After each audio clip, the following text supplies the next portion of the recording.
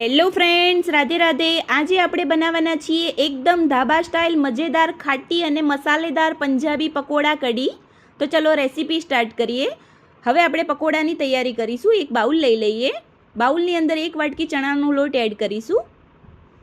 સ્વાદ અનુસાર મીઠું, થોડી હિંગ, 1 ચપટી બેકિંગ સોડા, અડધી ચમચી અજમો,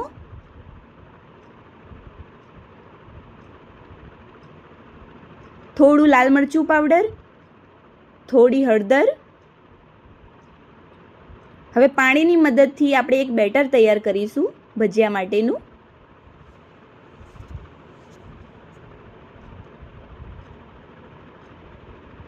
બેટરને પતલું નથી રાખવાનું, ભજીયા પડે એટલું બેટર જાડું રાખવાનું છે. હવે ભજીયાનું બેટર આપણું તૈયાર થઈ ગયું છે. હવે ભજીયા તળવા માટે આપણે એક કઢાઈ લઈ લઈએ. કઢાઈમાં થોડું તેલ એડ કરીશું. ભજીયા તળાય એટલું આપણે તેલ લેવાનું છે. હવે તેલ ગરમ થઈ જાય પછી આપણે એક નાની સાઈઝના ભજીયા પાડવાના છે તેલની અંદર.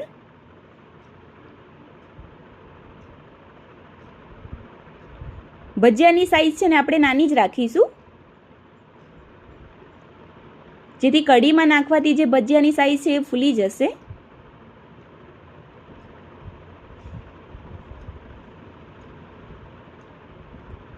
અને ભજીયા છે ધીમા ગેસ ઉપર જ આપણે એને તળવા દેવાના છે.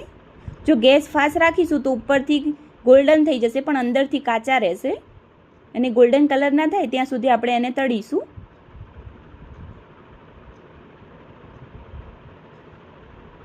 હવે ભજીયા છે આપણે ગોલ્ડન થઈ ગયા છે અને પ્રોપર રીતે શેકાઈ ગયા છે અંદરથી. હવે આપણે એક પ્લેટમાં કાઢી લઈએ. આવી રીતે આપણે બધા ભજીયા તળી દેવાના છે.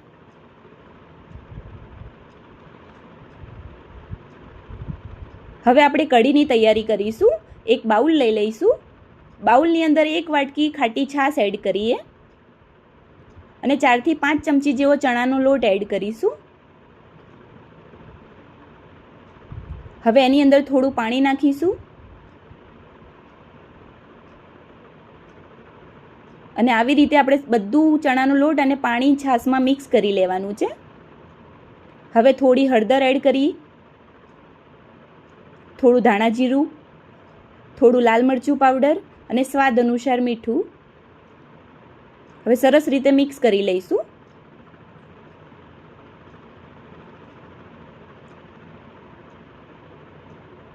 હવે આપણે એક પેસ્ટ રેડી કરીશું. એક ખરણી લઈ લઈશું. 4 થી 5 કળી લસણ, 2 નંગ મરચાં કટ કરીને લઈશું અને એક નાનો આદુનો ટુકડો. હવે એને સરસ રીતે ખાંડી લઈશું. ખાંડીને આવી રીતે એક પેસ્ટ તૈયાર કરવાની છે. હવે આપણે કઢીનો વઘાર કરીએ. એક કઢાઈ લઈ લઈએ. કઢાઈમાં 2 થી 3 ચમચી જેવું ઘી એડ કરીશું અને કઢીને ઘીના વઘાર કરવાથી સ્વાદ સરસ આવશે. 1 ચમચી જીરું નાખીએ. જીરું શેકાઈ જાય પછી આપણે આખી મેથી નાખીશું. હવે મેથી શેકાઈ જાય પછી એક તમાલપત્ર અને એક લાલ આખું મરચું, અડધી ચમચી હિંગ, મીઠો લીમડો 4 થી 5 પત્તા. હવે જે પેસ્ટ રેડી કરી હતી આદુ મરચાં લસણની એ નાખી દઈશું અને થોડી વાર માટે શેકાવા દઈશું પેસ્ટને. હવે થોડી હળદર એડ કરીશું અને સરસ રીતે મિક્સ કરી લઈએ.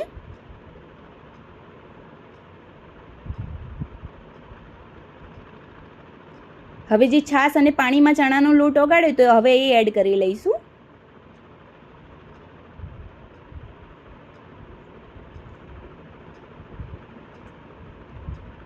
હવે થોડું પાણી એડ કરીશું અને સરસ રીતે મિક્સ કરી લઈએ.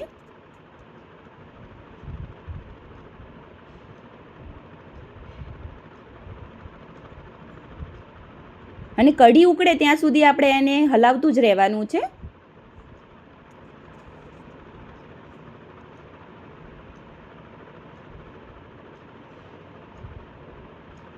હવે જે કઢી છે આપણી થોડી ઉકળી ગઈ છે.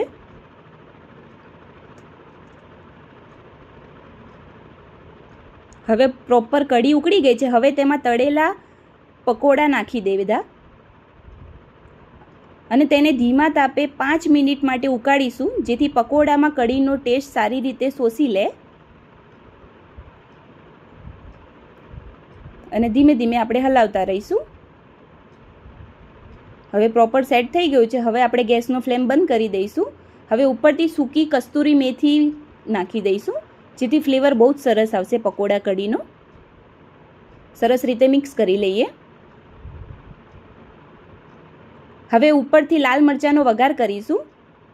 ઘી લીધું છે, ઘી ગરમ થઈ ગયું પછી જીરું નાખીને કાશ્મીરી લાલ મરચું નાખી દઈશું.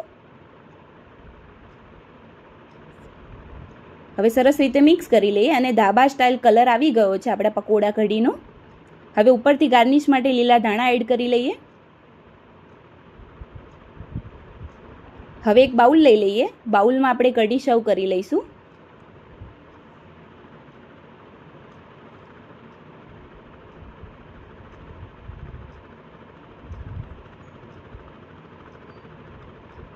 હવે ગરમા ગરમ પકોડા કઢી જીરા રાઈસ કે રોટલી સાથે સર્વ કરીશું અને ટેસ્ટ એકદમ ધાબા સ્ટાઇલ જ આવશે કઢીનો.